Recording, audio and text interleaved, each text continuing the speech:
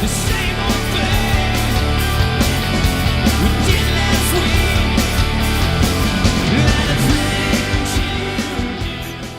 We had a meeting here at ACT, and we had some very fabulous people come in and share their stories. And one of them gave me his contact information, and then one night I couldn't sleep, so I texted him and was like, hey, do you have any more terms and definitions and stuff like that? And I started explaining how I felt and what is actually going on with my body. The last one he sent me was transmasculine. And he was like, it's where I identify as both female and male, but I lean more over to the male side. And I'm still, I don't know, scared or nervous to tell my dad, because he said I wanted a boy. You were supposed to be my boy. And little does he know that he actually got a boy. It's just that I wasn't a biological boy. I don't know if he's going to accept me or not. All I really want is him to accept me and love me.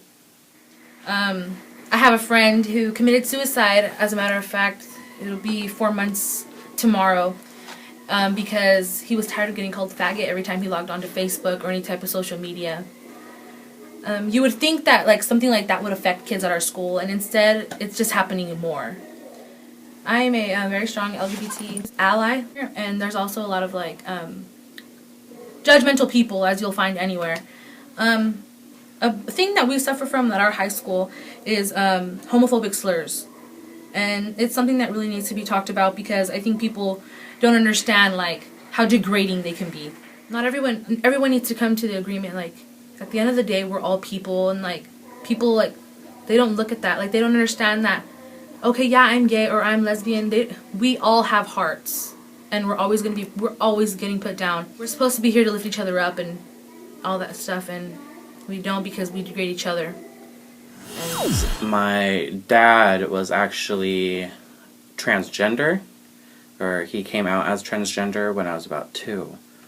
He wasn't really that great of a guy. He abused my mom and my brother. So that ended up making my brother very homophobic.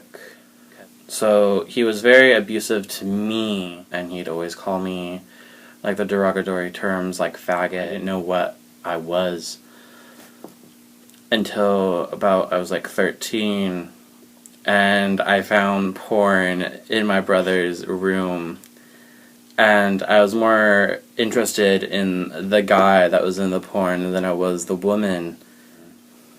It wasn't until I think I was 18, I was a senior in high school. I considered myself bisexual, but when it came to the friends I made that year, they helped me come out as being gay. They knew it before I knew it. My entire life, it's always been my dream to fall in love and get married. But because of the world and the community I've grown up in, they've made me afraid to do so. So coming out for me wasn't really necessarily coming out. It was more of everybody knowing, and I just had to figure it out. I thought that I was weird, I was gross, and I didn't even know my real sexuality or my gender identity until I started getting involved with social justice. For me, I identify as queer, and I also identify as genderqueer.